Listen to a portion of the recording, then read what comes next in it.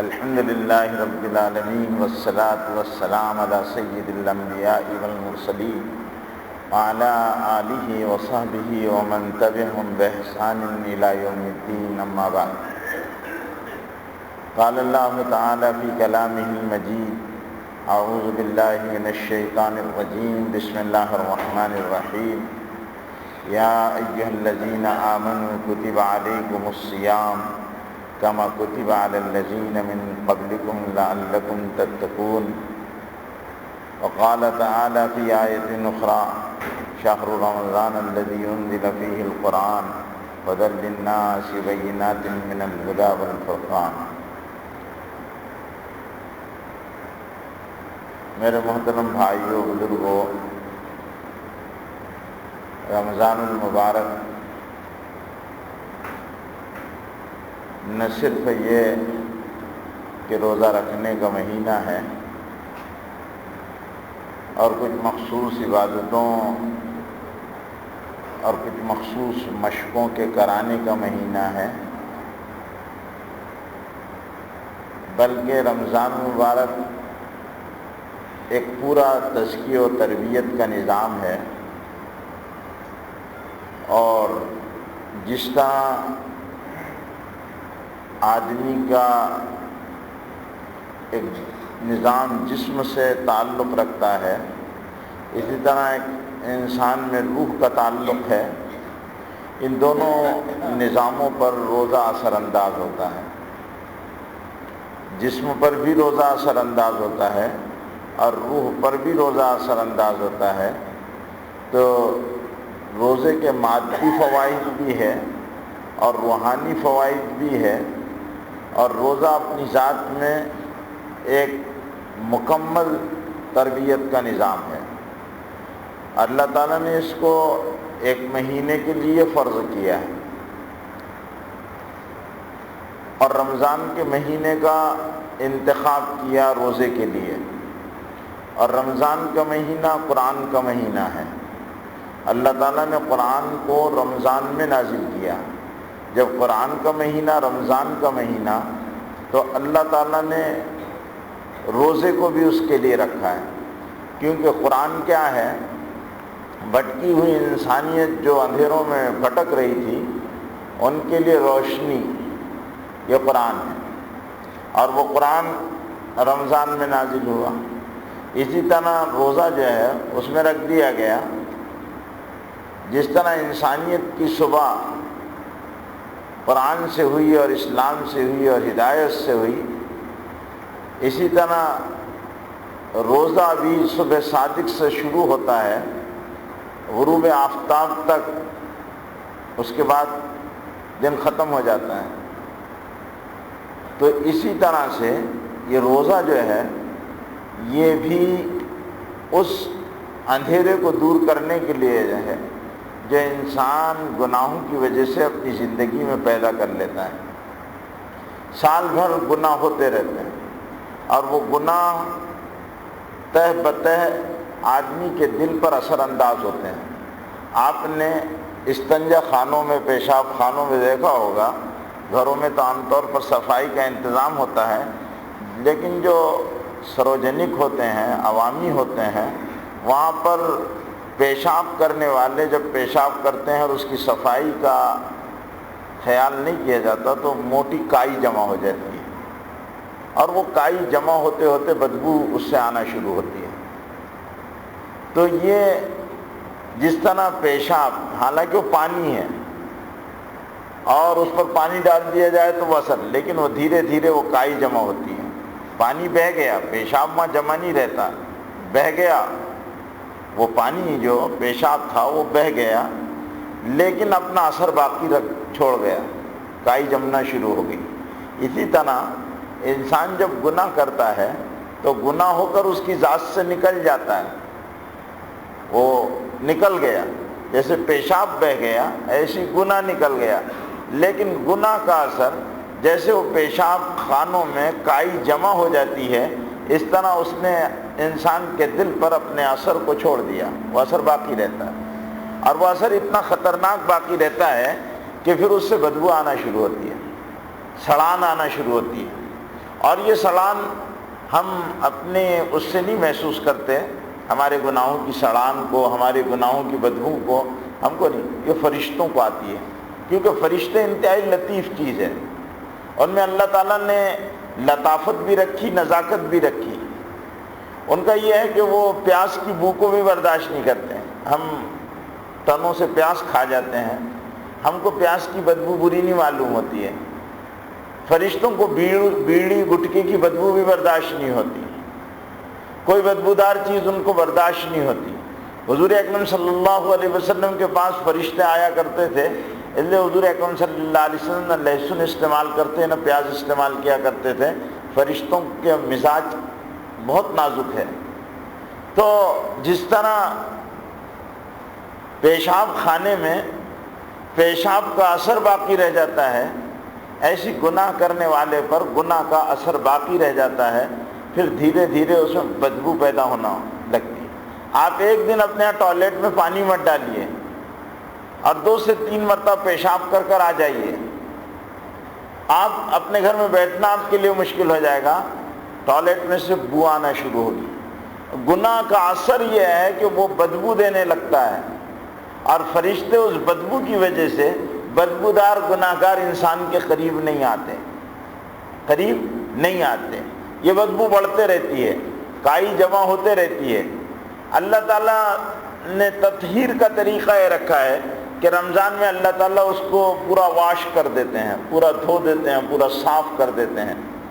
یہ پہلے عشر رحمت بھی کر دیتے ہیں، اللہ تعالیٰ صاف کر دیتے ہیں، فرشتے کثرت سے آتے ہیں۔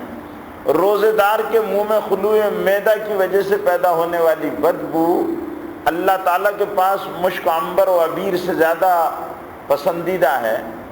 اللہ تعالیٰ اس کو پاک کرے، بدبو نکلی تب تو فرشتے آئیں۔ روحانیت کا بڑا تعلق ہے رمضان المبارک سے۔ اور روزہ جو ہے آدمی کے مزاج میں لطافت پیدا کرتا ہے، نزاکت پیدا کرتا ہے، روحانیت پیدا کرتا ہے، اور ایک خاص قسم کی کشش پیدا کرتا ہے جو خیر کو کھینچتی ہے اور آدمی برائی سے رکتا ہے۔ رمضان المبارک آدمی کے اندر تقوی پیدا کرتا ہے، ایثار پیدا کرتا ہے، غم خاری پیدا کرتا ہے۔ روزے کی یہ خوبیاں ہیں، اور یہ مختلف قسم کے ہیوی کیمیکلز ہیں جو جب انسان کے اندر یہ پیدا ہوتے ہیں تو وہ ساری گناہ معصیت والی زندگی کو صاف کرنا شروع کر دیتے ہیں، اور پھر انسان ایک اچھا انسان بنتا ہے، اس کی روحانیت طاقتور ہوتی ہے۔ لیکن اس رمضان کو گزارنے کا ڈھنگ بھی ہونا چاہیے جب وہ روزہ فائدہ کرے گا، ورنہ آپ اور میں دنیا کی چیزوں میں مشاہدہ کرتے رہتے ہیں کہ غلط استعمال سے نقصان ہوتا ہے فائدہ ہونے کی بجائے، نقصان ہوتا ہے فائدہ ہونے کی بجائے۔ آدمی کوئی بھی چیز کو غلط استعمال کرے گا تو اس کا نقصان ہوگا، فائدہ نہیں ہوگا۔ چیز کو جس طرح استعمال کرنے والے نے بتایا اس طرح استعمال، اسی طرح روزے کو جس طرح اللہ نے اور رسول نے بتایا اس طرح اگر روزے کو رکھا جائے گا تو روزے کا وہ فائدہ حاصل ہوگا جس کے اثرات پوری زندگی رہیں گے۔ اس لیے حدیث کا مفہوم یہ ہے کہ حضور اکرم صلی اللہ علیہ وسلم نے ارشاد فرمایا، جس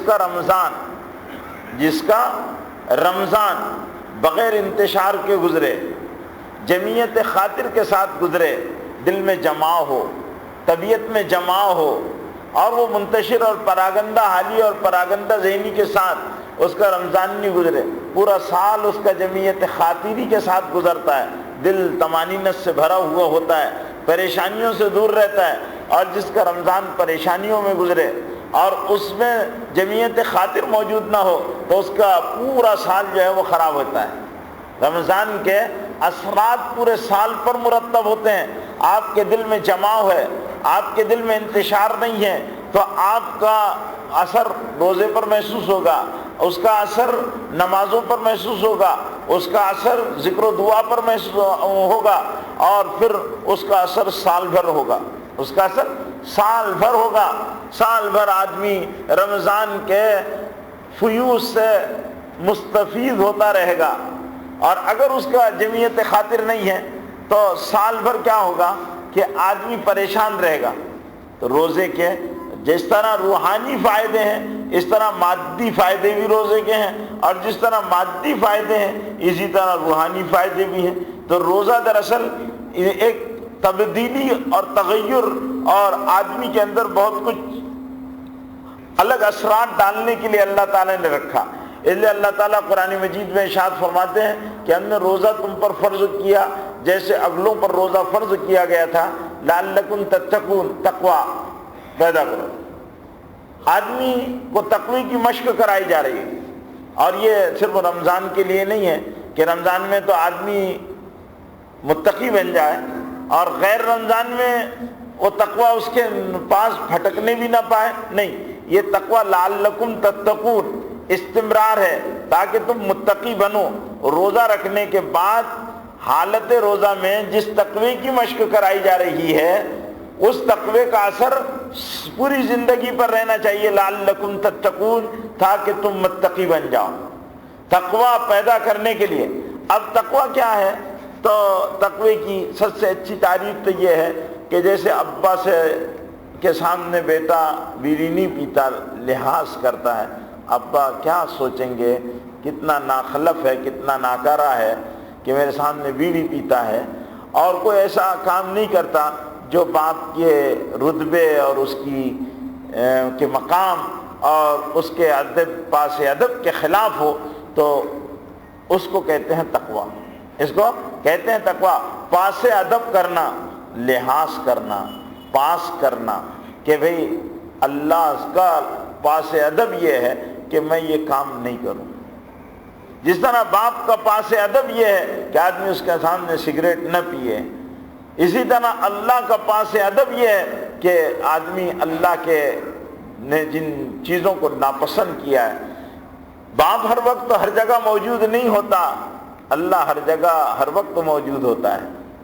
اللہ ہر وقت ہمیشہ ہر ایک کا احاطہ کیے ہوئے خبیر بما تعملون، اللہ تو خبردار ہیں، باخبر ہیں، بما تعملون، جو تم کرتے ہو اللہ سے پوشیدہ تو نہیں۔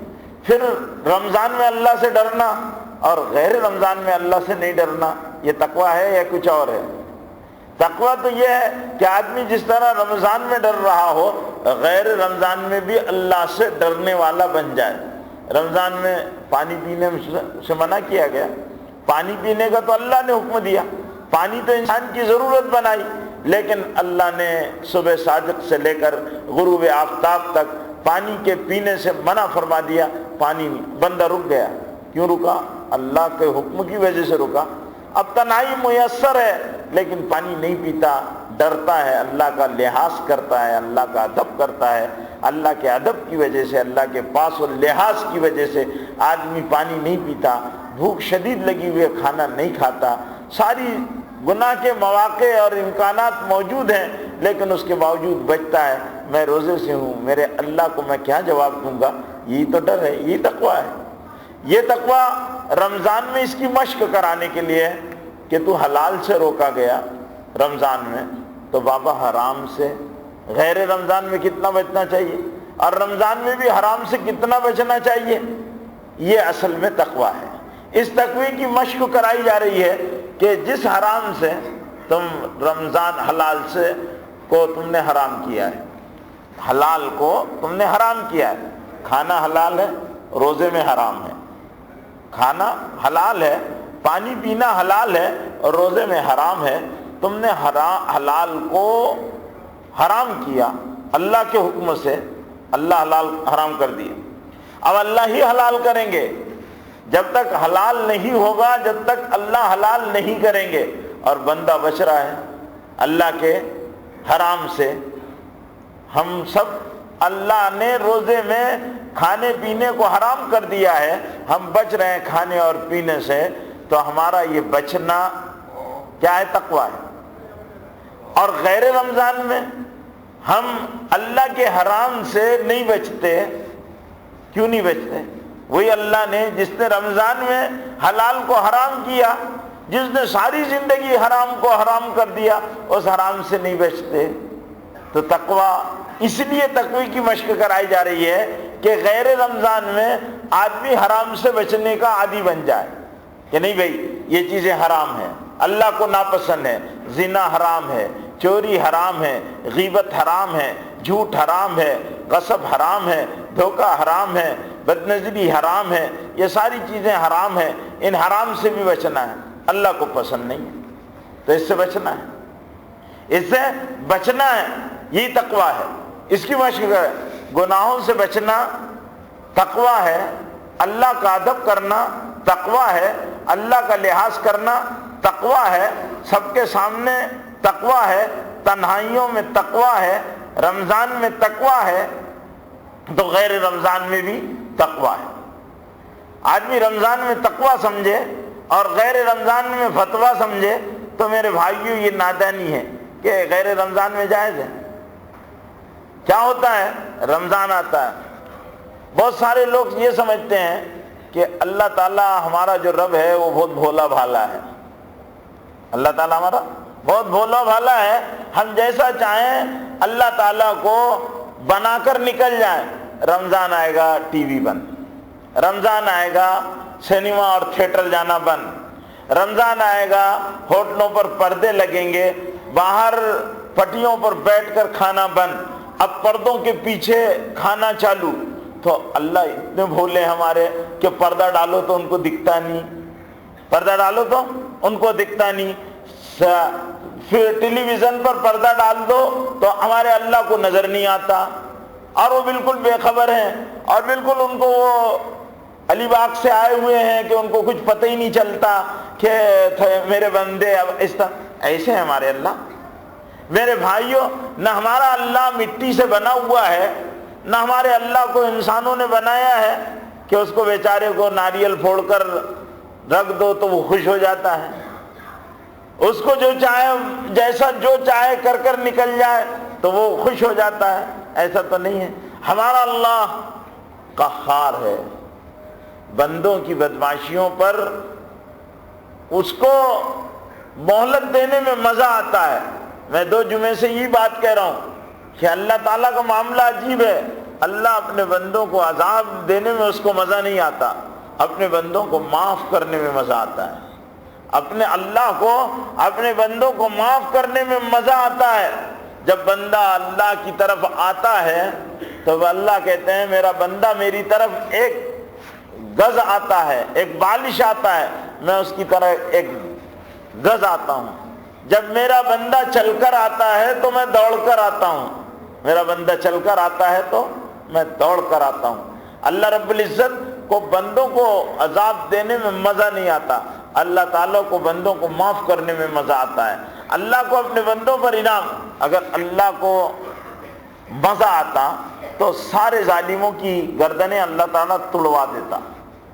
اس کے پاس فوجیں ہیں، للہ جنود السماوات والارض، رات میں آپ نے درس میں سنا ہوگا، للہ جنود السماوات والارض، اللہ کے لیے آسمان اور زمین کے لشکر ہیں، اور اللہ تعالیٰ کو ایٹم بم، ہائیڈروجن بم، نائٹروجن بم بنانے کی ضرورت نہیں کہ وہی برسائیں گے تو نہیں۔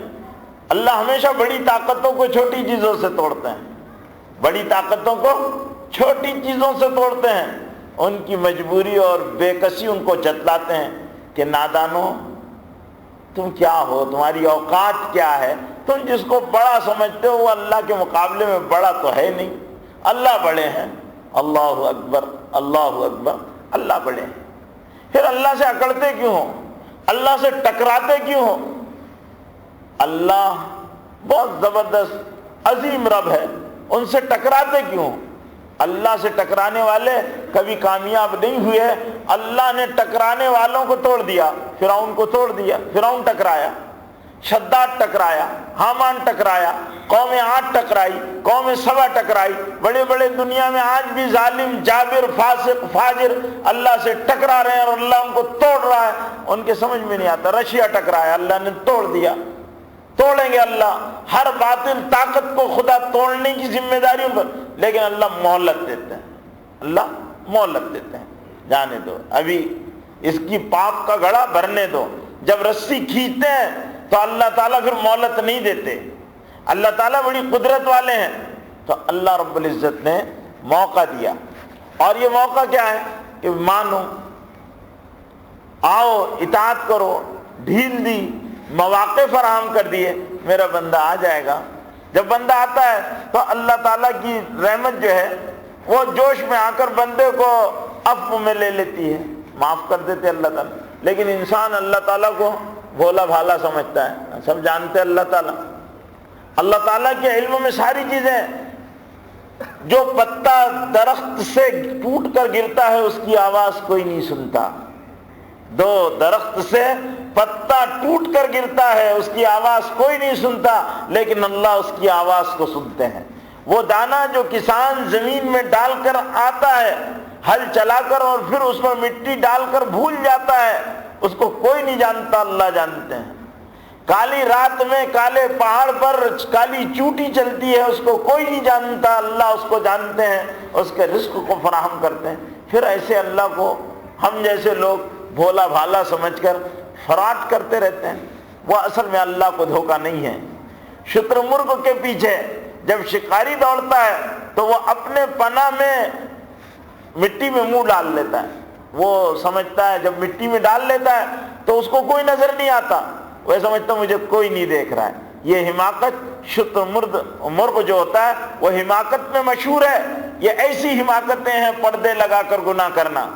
انسان جب گناہ کرتا ہے تو اللہ ہی کے ساتھ ناانصافی اور زیادتی کرتا ہے، جو رحمان ہے رحیم ہے اسی کے ساتھ دھوکہ، اسی کے ساتھ بدمعاشی کرتا ہے۔ اللہ رب العزت کیا کرتا ہے؟ گناہ کرتا ہے تو تنہائی کی جگہ ڈھونڈتا ہے۔ آدمی جب گناہ کرتا ہے تو تنہائی کی جگہ ڈھونڈتا ہے، گناہ کرتا ہے تو سارے دروازے کھڑکیاں بند کر لیتا ہے، پھر گناہ کرتا ہے۔ لیکن وہ بھول جاتا ہے کہ ایک کھڑکی اور ایک دروازہ ایسا ہے جو کبھی بند نہیں ہوتا، کسی حال میں نہیں بند ہوتا، اور جس سے اللہ دیکھتے رہتا ہے، وہ تو کھلا رہتا ہے، اس کو کون بند کر سکتا ہے؟ لیکن آدمی کیا ہے کہ تو رمضان المبارک میں جس اللہ سے ڈر رہے ہو وہ اللہ غیر رمضان میں بھی ہے، اس سے ڈرنا چاہیے۔ لعلکم تتقون، جس طرح حالت روزہ میں ہم نے گناہ چھوڑے ہیں اور اللہ نے جن جائز چیزوں سے منع کیا ہے ان سے بھی ہم رکے رہیں۔ آدمی رمضان المبارک میں اپنے روزے کو خراب نہیں کرتا، ڈرتا ہے کہ میں نے روزہ رکھا ہے، کوئی مشکوک چیز سے وہ روزہ نہیں افطار کرتا، مشکوک اور حرام چیز سے وہ روزہ نہیں افطار کرتا کہ بھئی میں نے روزہ رکھا ہے، میں اپنی محنت کی کھجور کھا لوں اور روزہ افطار کر لوں، اپنی محنت کی چیز کھا لوں یا پانی کے گھونٹ سے یا نمک سے روزہ کھول لوں، لیکن میں کسی اور کی مشکوک چیز سے روزہ نہ کھولوں۔ آدمی اپنے روزے کے لیے اتنا ڈرتا ہے کہ میرا روزہ خراب نہ ہو جائے، میں نے روزہ اللہ کے لیے رکھا ہے۔ یہ روزہ آدمی کے ذہن پر ایک مثبت تبدیلی پیدا کرتا ہے، وہ اللہ سے ڈرتا رہتا ہے۔ یہ آدمی کی روح میں جان پیدا کرتا ہے، وہ ڈرتا رہتا ہے میرا اللہ دیکھ رہا ہے۔ یہ روزہ آدمی کے اعضاء و جوارح کو پر اثر انداز ہوتا ہے۔ کوئی لڑتا ہے تو یہ کہتا ہے انی صائم، میں روزے دار ہوں، لڑتا نہیں ہے۔ اس کو ہر وقت روزہ روزہ روزہ، اس کے ذہن میں روزہ ایک سوال بن کر ابھرتے رہتا ہے، میں روزے سے ہوں، میں نے اللہ کے لیے روزہ رکھا ہے، میں روزے سے ہوں، میں نے اللہ کے لیے حلال کو چھوڑا ہے، کھانا چھوڑا ہے، پینا چھوڑا ہے۔ یہ مہینہ رمضان کا مہینہ ہے، اس میں اللہ رب العزت نے مجھے روزہ رکھنے کا حکم دیا ہے۔ تو یہ روزہ کتنا اثر انداز ہو رہا ہے؟ آنکھوں پر اثر انداز ہو رہا ہے، جسم پر اثر انداز ہو رہا ہے، اعضاء و جوارح پر اثر انداز ہو رہا ہے، یہاں تک کہ وہ مشکوک نہیں کھاتا، تنہائی میں اللہ سے ڈرتے رہتا ہے۔ تو جب یہ روزہ اس پر اس انداز سے اثر انداز ہوتا ہے تو یہ ایک دن کے لیے نہیں ہوتا، اس کی عادت بنانے کے لیے 30 دن کی عملی مشق کرائی جا رہی ہے، اور 30 دن یہ روزانہ اس کا استحضار ہوتے رہتا، روزہ روزہ میں روزے سے، روزہ روزہ میں روزے سے۔ کوئی گناہ روزے میں نہیں ہوتا، آنکھیں غلط روزے میں نہیں دیکھتی، روزہ۔ اور روزہ صرف کھانے اور پینے سے رکنے کا نام نہیں ہے، روزہ ہر گناہ سے رکنے کا نام ہے۔ آنکھ غلط نہ دیکھے، روزہ آنکھ کو بھی ہے، کان غلط نہ سنے، آدمی لڑائی اور جھگڑا نہ کرے۔ اللہ کے رسول نے فرمایا جب تمہارے پاس کوئی جھگڑتا ہوا ہے تو اس سے کہہ دو انی امرؤ صائم، میں روزے دار ہوں، میں روزے دار ہوں، بابا روزہ ہے، جھگڑنا نہیں ہے، روزہ جھگڑنے سے خراب ہوتا ہے، گالی دینے سے خراب ہوتا ہے، بد نگاہی سے خراب ہوتا ہے، غیبت سے خراب ہوتا ہے۔ حضور اکرم صلی اللہ علیہ وسلم کے سامنے ایک عورت کا حال پیش کیا گیا کہ وہ بہت زیادہ حالت اس کی تباہ ہو رہی ہے۔ حضور صلی اللہ علیہ وسلم نے کہا کہ اس کا حال کیا ہے؟ تو کہنے لگے کہ بہت روزہ اس پر بھاری ہو گیا۔ حضور صلی اللہ علیہ وسلم نے اس کو کہہ کر آیا تو اس میں سارے گوشت کے ٹکڑے نکلے۔ کہنے لگے اس نے غیبت کی تھی۔ یہ حضور صلی اللہ علیہ وسلم کو معجزہ تھا، کیونکہ قرآن نے کہا کہ غیبت کرنا اپنے مردار بھائی کا گوشت کھانا ہے، یاکل اللحم اخیہ میتا، مردار کا گوشت کھانا ہے۔ تو اللہ کے رسول نے تو غیبت کر کر روزہ خراب کر دیا۔ جس کو معصیت سے روزہ خراب ہوتا ہے، غیبت سے لوگ کیا کہتے ہیں؟ چلو آؤ ٹائم پاس کریں، اب روزے سے ہیں، لیکن روزہ کیا کو کھانے پینے سے رک جانے کو روزہ سمجھتے، لیکن بد نظری بد نگاہی کو روزہ نہیں سمجھتے، غیبت کو روزہ نہیں سمجھتے، چغلی کو روزہ نہیں سمجھتے۔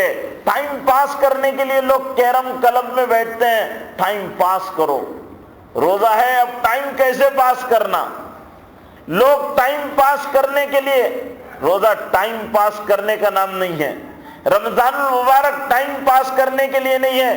کل قیامت کے دن اللہ رب العزت کے پاس ان روزے کی راتوں اور روزے کے دنوں کا جو اجر ملے گا، ٹائم پاس کرنے والوں اللہ کے افسوس ہوگا کہ کاش ہمارا کوئی لمحہ اللہ کی یاد کے بغیر اور اللہ کے ذکر کے بغیر اور عبادت کے بغیر نہ جاتا۔ ایسے بڑے بڑے اجر کے وعدے ہیں، کیونکہ اللہ تعالیٰ نے خود کہا میں بدلہ دوں گا، اور ایک الفاظ کہ تھوڑے سے گرامر کی تبدیلی کے ساتھ اللہ کہتے ہیں میں خود بدلا ہوں روزے کا، میں خود بدلا ہوں روزے کا۔ روزے والے کا استقبال ہوگا، اور اس کے لیے ایک مخصوص گیٹ ہے جس کا نام ریان ہے۔ اللہ تعالیٰ باب ریان سے روزے داروں کو داخل کرائیں گے کہ بھئی تم کو یہاں پر لائن میں لگنے کی ضرورت نہیں، چلو تم چلے جاؤ، سیدھے بائی پاس کر دیا جائے گا ان کو، اور باب ریان سے ان کی جنت میں انٹری ہو جائے گی اللہ تعالیٰ کے، اور سارے پیاسے ہوں گے، روزے دار پیاسا نہیں ہوگا، روزے دار پیاسا نہیں ہوگا۔ اتنا اعزاز والا میں، لیکن ہم کائیں میں برباد کرتے ہیں، ہمارا وقت برباد ہوتا ہے غیبتوں میں، چغلیوں میں، راتیں خراب ہوتی ہے۔ میرے بھائیوں افسوس ہوگا آدمی کو اگر واقعتاً کوئی مشغولی، جائز مشغولی نہ ہو تو پھر اس کا سونا بھی رمضان میں عبادت بن جائے گا جاگنے کے مقابلے میں۔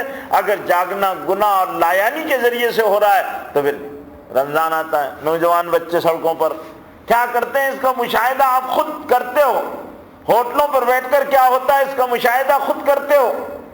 میرے بھائیو یہ رمضان کی راتیں، یہ رمضان کے دن کل قیامت کے دن حسرت بننے والے۔ روزہ رکھنا، چھوٹی چھوٹی باتوں کی وجہ سے آدمی روزہ کیوں نہیں رکھ رہے؟ 15 گھنٹے کا روزہ ہے، 14.5 گھنٹے کا روزہ ہے، اس لیے روزہ نہیں، کیسے لوم چلائیں گے، کیسے کام کریں گے، اس لیے روزہ نہیں رکھا جا رہا۔ ایک بڑی تعداد ایسے قیمتی موقع کو ضائع کر رہی ہے۔ رمضان زندگی میں بار بار آئے، لیکن میرے بھائیوں توفیق لے کر آئے، رحمتیں لے کر آئے، ممکن نہیں ہے۔ اللہ جس کو توفیق دیتا ہے اسی کو توفیق ملتی ہے۔ اور رمضان کا اہتمام اللہ کے رسول صلی اللہ علیہ وسلم اتنا فرمایا کرتے تھے کہ شعبان سے روزے رکھا کرتے تھے اور کمر کس لیا کرتے تھے، اپنے گھر والوں کو کہا کرتے تھے رمضان آ گیا کمر کس لو، اب تو خوب عبادتیں کرنا ہے، خوب روزہ رکھنا ہے، خوب اللہ کو راضی کرنا ہے، لمبے لمبے قیام کرنا ہے۔ تو حضور اکرم صلی اللہ علیہ وسلم طویل ترین نماز پڑھتے تھے، طویل ترین، ہماری طرح نہیں۔ ہم کو تو یہ ہے کہ ہم نے خود ساختہ طریقوں سے دین کو بنایا ہے، دین کے مطابق ہم نہیں بنے، ہمارے مطابق ہم نے دین بنایا ہے، ہمارے مطابق۔ دین پر ڈھلنا یہ اللہ کو مطلوب ہے، دین کو ڈھالنا یہ اللہ کو مطلوب نہیں ہے۔ ہم دین کو ڈھالتے ہیں، ہمارے مزاج کے اعتبار سے دین چلنا چاہیے، ہم دین کے اعتبار سے نہیں چلتے۔ دین کے اعتبار سے نہیں چلتے. لوگوں نے اپنے رمضان بھی اپنے اعتبار سے، ارے بھی معلوم تو کرو اللہ کے رسول کے روزے کیسے تھے، اللہ کے رسول کی نمازیں کیسی تھیں. نماز حضور پاک صلی اللہ علیہ وسلم جب پڑھا کرتے تھے تو پائے مبارک ورم آ جایا کرتا تھا، ورما جاتے تھے. طویل نماز، کئی پارے پڑھا کرتے طویل اور اطمینان سے، کیونکہ اللہ کا حکم تھا وَرَتِّلِ الْقُرْآنَ تَرْتِيلًا، قرآن کو ٹھہر ٹھہر کر اطمینان کے ساتھ پڑھیے. ہم کو وہ حافظ پسند ہے جو فاسٹ پڑھتا ہو اور کئی چھوٹے موٹے اسٹیشن اڑا دیتا ہو، وہ حافظ پسند ہے. جیسے حمیدیہ مسجد میں تراویح ہوتی ہے، آپ لوگوں نے بھی بمبئی میں مشاہدہ کیا ہوگا، تو ایسی تراویحاں ہم کو پسند ہیں. میرے بھائیوں، بزرگوں اور دوستوں، جس قرآن کے پڑھنے والوں پر قرآن لعنت کرتا ہو کہ یہ قرآن پڑھا جا رہا، معنی بدل جائیں، الفاظ چھوٹ جائیں، مطالب بدل جائیں، تبدیل ہو جائے اور نماز نہ ہوتی ہو، تو ہم تھوڑا وقت لیں. مسجد میں سے نکلنے کے بعد کیا ہوتا ہے؟ آدمی کہاں جاتا ہے؟ ہوٹلوں پر ہی جا کر بیٹھے گا نا، کارخانے پر ہی جا کر بیٹھے گا. فوراً نکلنے کے بعد کیا کرتا ہے آدمی؟ پان لے گا، سگریٹ لے گا، چائے لے گا، کوئی کام تھوڑی کرے گا. یہ عبادت کی راتیں ہیں. اللہ کے رسول نے فرمایا من قام رمضان ایمانا واحتسابا غفر له ما تقدم من ذنبه، کہ جو رمضان المبارک کی راتوں میں قیام کرے. رمضان کی راتیں جاگنے کے لیے ہیں اور قائم جاگنا ہے. قیام جب کہا جاتا ہے تو عبادت و بندگی میں قیام ہے، وہ فالتو ٹائم پاس کرنے کے لیے نہیں. من قام رمضان من صام رمضان، جس نے رمضان کے دن کا روزہ رکھا، رمضان کی راتوں کو عبادت میں گزارا، اللہ اس کے گناہ معاف کر دیتے ہیں. یہ وعدہ ہے اللہ کا.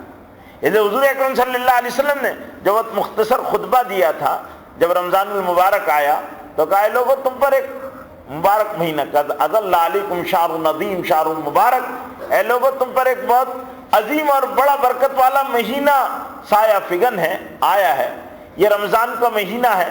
اس میں اللہ رب العزت نے بہت ساری چیزوں کی ترتیب کو بدل دیتے ہیں. اللہ تعالیٰ فرض کو، نوافل کو فرض کا درجہ دے دیا جاتا ہے اور فرض کو 70 سے 700 گنا تک مضاعف کر دیا جاتا ہے، اس کا اجر بڑھا دیا جاتا ہے. 70 سے 700 گنا المضاعف اس کا اجر کو بڑھا دیا جاتا ہے. وہ عبادت کرنے والے کی کیفیت کے اعتبار سے اجر ہوگا. عبادت کرنے والے کی کیفیت کے اعتبار سے کسی کو 70 ملیں گے، کسی کو 700 ملیں گے. اندر کا جذبہ، اندر کا تزکیہ، اندر کی کیفیت، اللہ سے اس کے تعلق، نماز کی کوالٹی. یہ تو آپ کا بھی مشاہدہ ہے نا کہ کپڑا سب کپڑا ہی کہلاتا ہے، لیکن ہر کپڑے کے دام الگ الگ ہیں. کپڑا 25 روپے میٹر بھی ہے اور کپڑا 5000 روپے میٹر بھی ہے. کپڑا کپڑا ہے، لیکن کپڑے کی کوالٹی کی وجہ سے اس کے ریٹ ہیں. نمازیں، سب کی نمازیں ہیں، لیکن نمازیوں کی کوالٹی کے اعتبار سے نمازوں کے اجر ہے، روزے کے اجر ہیں، جو جیسا کرے گا. پھر اللہ کے رسول صلی اللہ علیہ وسلم فرماتے ہیں کہ رمضان جو ہے وہ ہمدردی اور ایثار کا مہینہ ہے. اس میں ہمدرد بنو. صرف یہ نہیں کہ آدمی کا اپنی ذات تک اس کا تعلق رہے، نہیں، بلکہ رمضان خیر خواہی، مواسات و ہمدردی کا مہینہ ہے، ایثار کا مہینہ. آپ صلی اللہ علیہ وسلم کے بارے میں آتا ہے کہ آپ موسلادھار بارش کی طرح سخی ہو جایا کرتے تھے. لوگوں کو دو، لوگوں پر خرچ کرو، ان کی ضرورتیں معلوم کرو، اور اپنے ماتحتوں، کاریگروں، مزدوروں، خدمت گزاروں اور اپنے ماتحتوں، غلاموں کے ساتھ رمضان المبارک میں نرمی اور سہولت کا معاملہ کرو. اگر آپ کے کارخانے میں 4 مزدور ہیں اور وہ 4 سال بھر کام کرتے ہیں تو ان کو سہولت دینے کے لیے 2 مزدور بڑھا دو یا ڈیوٹی میں تخفیف کر دو. اگر تم ایسا کرو گے تو اللہ تعالیٰ تم کو معاف کر دے گا. اللہ کی طرف سے مغفرت کا وعدہ ہے. اس چھوٹے سے عمل پر اللہ مغفرت کر دیں گے. اور ہم جانتے ہیں کہ ہم کیسے کیسے گناہ گار ہیں. ہم مغفرت کو کیا جانے، مغفرت کیا چیز ہوتی ہے؟ گناہ سے معاف کر دینا. اللہ تعالیٰ یہ عمل پر معاف کر دیں گے گناہ سے. اور میرے بھائیوں اسی طرح سے یہ مہینہ ہمدردی کا ہے، لوگوں کی ضرورتوں کو پورا کرنے کا ہے، ان کو روزے میں اور افطاری میں ان کی ضرورتیں پوری کرو۔ حضور اکرم صلی اللہ علیہ وسلم فرمایا جس نے روزے دار کو روزہ افطار کرایا اللہ تعالیٰ اس کے گناہوں کو معاف کر دیتے ہیں، اس کے گناہوں کو معاف کر دیتے ہیں، اس کو روزہ رکھنے والے اور اس کی بخشش فرما دیتے ہیں اور اس پر اپنی رحمت نازل فرماتے ہیں، اور اللہ تعالیٰ اس کو روزے دار کے برابر اجر دیتے ہیں، ایک روزے دار۔ تو یہ روزہ افطار کرانا، صحابہ نے کہا اللہ کے رسول اگر کسی کے پاس پیٹ بھر کر کھانا کھلانے کی وسعت نہ ہو، گنجائش نہ ہو کھانا کھلانے کی، روزہ افطار کا مفہوم کھانا کھلانا ہے، اس کو اپنے دسترخوان پر روزے دار کو بلا کر کھانا کھلاؤ، تو اگر اتنی گنجائش نہ ہو تو اللہ کے رسول نے فرمایا اگر کسی نے ایک کھجور، ایک پانی کا گھونٹ، ایک لسی کے گھونٹ سے بھی کسی کا روزہ کھلوا دیا تب بھی اللہ تعالیٰ اس کو اجر دیں گے، اس کو اجر دیں گے۔ اب روزے دار کتنے غریب لوگ ہیں، ان کا حالات کا پتہ لگانا، ان کے پاس پہنچنا اور اپنے اہل و عیال پر وسعت کرنا، اپنے اہل و عیال پر وسعت کرنا۔ رمضان کے مہینے میں مومن کی روزی اور رزق بڑھا دیا جاتا ہے، روزی اور رزق بڑھا دیا جاتا ہے، جو آتا ہے اللہ اس میں برکت دیتے ہیں، اور برکت کا مطلب یہ ہے کہ اس کی ضرورتیں پوری ہو جاتی ہے، وہ کسی کا محتاج اور سائل نہیں بنتا، دست نگر نہیں رہتا، اللہ تعالیٰ اس کے ساتھ احسان کا اور بھلائی کا معاملہ فرماتے ہیں۔ تو میرے بھائیوں یہ رمضان المبارک بڑے خیر کا مہینہ ہے، اس کی راتیں طویل ترین قیاموں کے لیے ہے، طویل ترین قیاموں کے لیے ہے، اور اس کے دن جو ہے وہ روزے کے لیے ہے، ہم روزہ رکھیں اس میں۔ اور روزے کی جیسے میں نے شروع میں کہا تھا کہ متری کے اندر پیشاب کی اگر صفائی نہ ہو تو بدبو اور کائی پیدا ہو جاتی ہے، اسی طرح انسان اگر تزکیہ نہ کرے تو اس کی معصیت اور گناہ اس کے دل پر ایسے اثرات ڈالتے ہیں جس کی بدبو پیدا ہوتی ہے، فرشتے اس سے دور ہو جاتے ہیں، وہ اللہ کی رحمتوں سے دور ہو جاتا ہے۔ رمضان المبارک اسی تزکیے و تصفیے کے لیے ہے کہ اللہ تعالیٰ اس کے ذریعے سے اس کا تزکیہ کرتے ہیں۔ جس طرح جسم پر رمضان کے اثرات ایک غیر معمولی طور پر پڑتے ہیں کہ وہ آدمی اپنے ہاتھ، کان، ناک، دل، زبان سب پر کنٹرول کرنا سیکھتا ہے، اسی طرح اس کی روحانیت پر رمضان کے اثرات پڑتے ہیں، وہ غیبت سے، جھوٹ سے، چغلی سے، لڑائی جھگڑوں سے بچانے کی اپنے آپ کو کوشش کرتا ہے، اور اپنے آپ کو گناہ سے، اللہ کے حرام سے بچانے کی کوشش کرتا ہے۔ میں روزے سے ہوں، میں روزے سے ہوں، انی رجل انی امرؤ صائم، میں روزے دار ہوں۔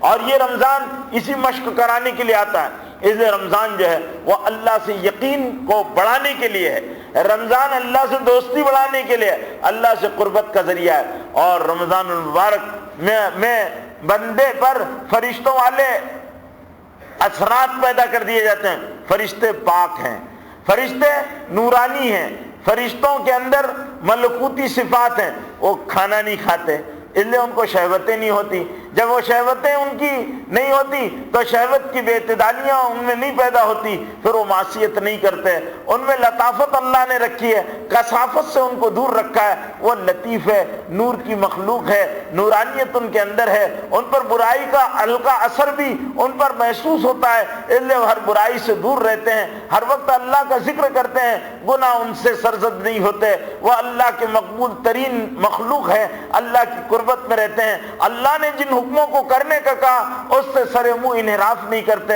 ذرا بھی ان سے غلطیاں سرزد نہیں ہوتی۔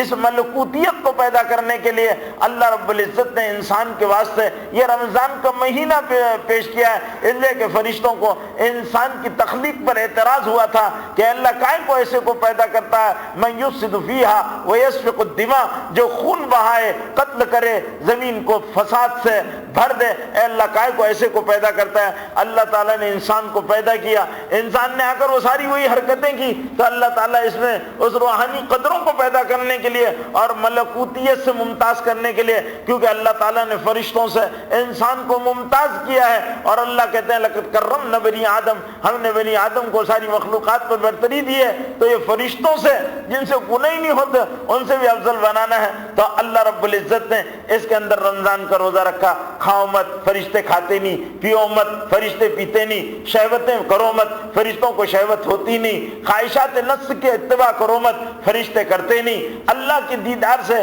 اللہ کی یاد سے ہر وقت وہ لبریز رہتے ہیں، اور ان کے زبانیں اللہ کی حمد کے ترانوں میں مصروف رہتی ہے۔ تمہارا بھی رمضان کے مہینے میں زبانیں اللہ کے ترانوں میں مصروف رہے، تمہارے دل اللہ کی یاد میں منہمک رہے، تم ہر وقت اپنے اندر، تاکہ تمہاری روحانیت اس کثافت کو دور کر دے اور اس شہوانی غلبوں سے اپنے آپ کو آزاد کرا لے جو شہوت کی وجہ سے اور شہوت کی بے اعتدالیوں کی وجہ سے تمہاری زندگیوں میں پیدا ہو گئے۔ اس لیے اللہ رب العزت نے رمضان المبارک کا مہینہ دیا تاکہ شہوتوں کے غلبے دور ہو جائیں اور روحانیت کا غلبہ ہو جائے، ملکوتی صفات پیدا ہو جائیں، انسان فرشتوں سے ممتاز ہو جائے اور فرشتوں والی خوبیاں اور فرشتوں والے کمالات ان بندوں کے اندر پیدا ہو جائے۔ اس لیے رمضان المبارک کا مہینہ آیا ہے، اور یہ رمضان اس کی مشق کرانے کے لیے آیا ہے۔ ہم اس کی عملی مشق کریں گے۔ روزے کو دھیان سے رکھیں، روزے کو رواج کے طور پر نہیں رکھیں کہ رمضان آیا اب روزہ رکھنا ہے، رمضان آیا ہے افطار کرنا ہے، افطاری کا ٹائم آیا ہے افطار کرنا ہے،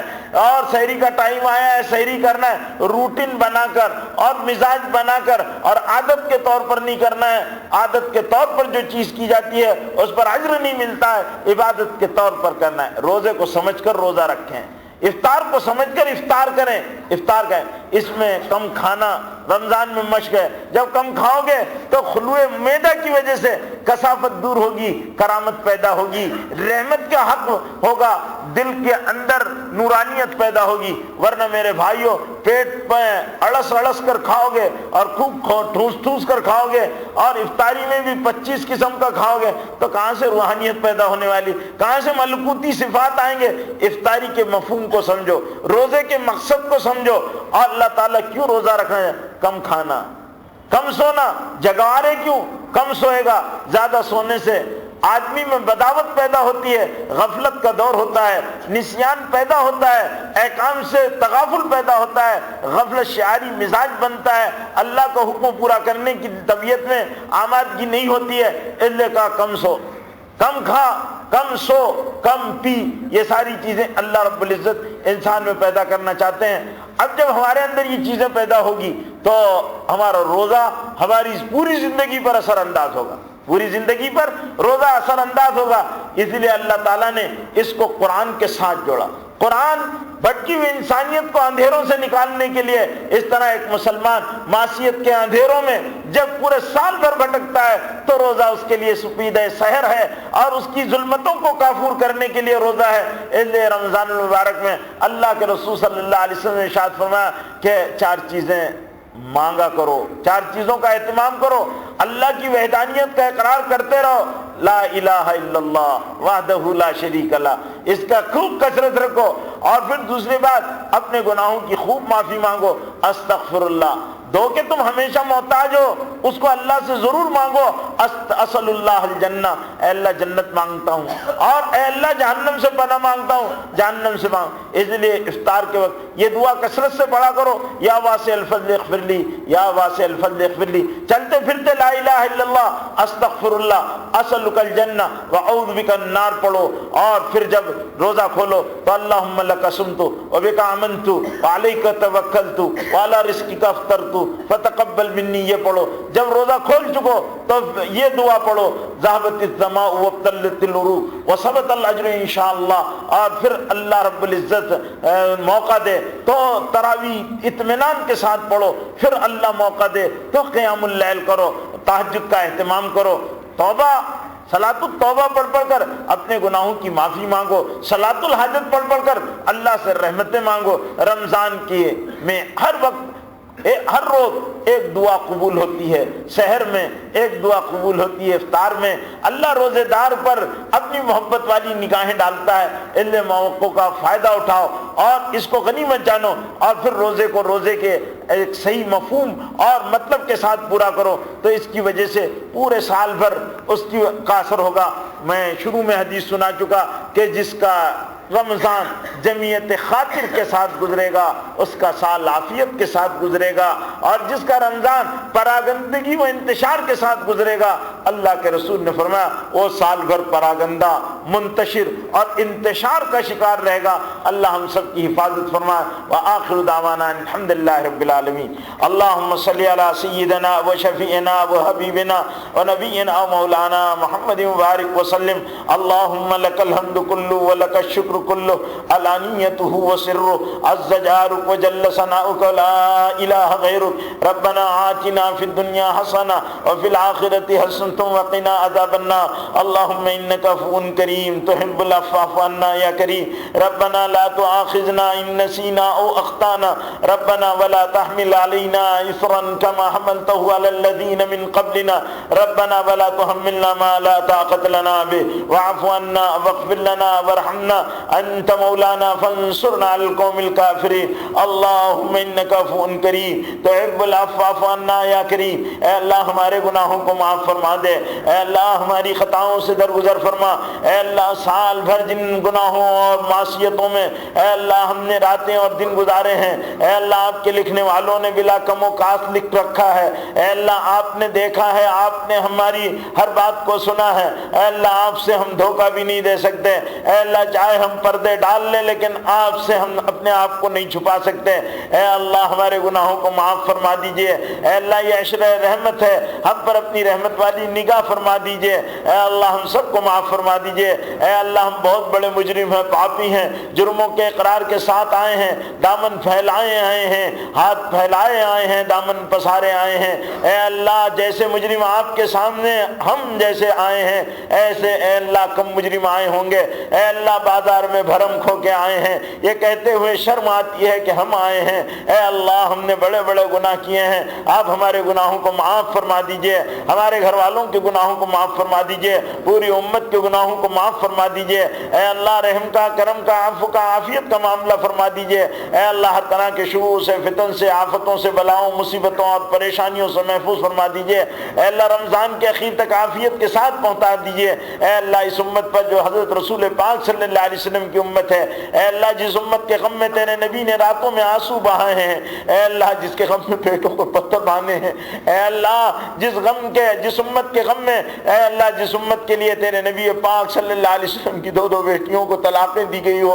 اے اللہ جس امت کے لیے تیرے نبی نے بے چینی اور بے قراریاں برداشت کی ہو، اے اللہ شیب ابی طالب میں قید رہا ہو، اے اللہ جس کے خاطر تیرے نبی نے طائف کے میدانوں میں پتھر کھائے ہوں، اے اللہ جس امت کے خاطر تیرے نبی پاک صلی اللہ علیہ وسلم کے پیشانی مبارک لہولان ہوئی ہو اور تاج شہید ہوئے ہوں، اے اللہ پیروں سے خون نکلا ہو، اے اللہ جس امت کے خاطر تیرے نبی پاک صلی اللہ علیہ وسلم نے اپنے بال بچوں سب اور اپنے عزیزوں کے بچوں کو یتیم کرایا ہو، اے اللہ کتنی عورتیں بیوہ ہوئی ہوں، اے اللہ اس امت کو اے اللہ تیرے نبی نے اپنے گھر والوں سے زیادہ چاہا ہو اور محبت کی ہو، اے اللہ اس امت کو اس حال میں اے اللہ یہ پہنچ چکی ہے کہ جس کے حالات کو دیکھ کر اے اللہ غم ہوتا ہے، اے اللہ سینہ شک ہوتا ہے، اے اللہ کیسے حالات ہیں اس امت پر، اے اللہ کیسے حالات ہیں شام میں، کیسے حالات ہیں عراق میں، اے اللہ کیسے حالات ہیں پوری دنیا میں، اے اللہ ہم ہی دست بغریباں ہیں، اے اللہ ہم ہی ایک دوسرے کو کاٹ رہے ہیں، اے اللہ کتنی بے دردی سے بچے کاٹ دیے جا رہے، اے اللہ یہ کیا حالت ہے امت کی، اے اللہ کون سب سے زیادہ پناہ گزین کیمپوں میں ہے، اے اللہ کون مجبور ہے، اے اللہ کن کو کھلونا بنایا گیا ہے، اے اللہ رحم کر تو نہ اپنے آئین کرم کو بھول جا، اے اللہ رحم کر تو نہ اپنے آئین کرم کو بھول جا، ہم تجھے بھولے ہیں لیکن تو نہ ہم کو بھول جا، اے اللہ خوار ہے، بدکار ہے، ذلت میں ڈوبے ہوئے کچھ بھی ہیں تیرے محبوب کی امت میں، اے اللہ، یہ کہتے ہوئے شرم آتی ہے کہ تیرے محبوب کی امت میں ہے۔ اے اللہ، طریقے غیروں کے پسند کیے، اے اللہ جن کے طریقے پسند کیے ان کو ہلاکت کے لیے تو نے ہم پر مسلط کیا۔ اے اللہ جس نے ہمارے لیے راتوں کا آنسو ہے، اے اللہ اس کے طریقوں کو ہم نے چھوڑا ہے، اے اللہ ہم نے چھوڑا ہے، ہم کو اپنے جرموں کا اقرار ہے، تو عزیز غفار ہے، اے رب معاف فرما دے۔ یہ رمضان کا پہلا جمعہ ہے، ہم درخواست جمع کرنے کے لیے آئے ہیں، یہ پورا مجمع آیا ہے، اپنے گھرانوں کی طرف سے آیا ہے، اپنے ماں باپ کی طرف سے آیا ہے، اپنی اولاد کی طرف سے آیا ہے، اپنی پردہ نشین نیک بیویوں کی طرف سے آیا ہے، بہنوں کی طرف سے آیا ہے۔ اے اللہ، اے اللہ پوری امت کے لیے اے اللہ رحم کے کرم کے معاملے اور فیصلے فرما دے۔ ربنا تقبل منا انک انت السمیع العلیم وتب علینا انک انت التواب الرحیم۔ صلی اللہ تعالی علی النبی الامی الکریم وعلی آلہ وصحبہ اجمعین۔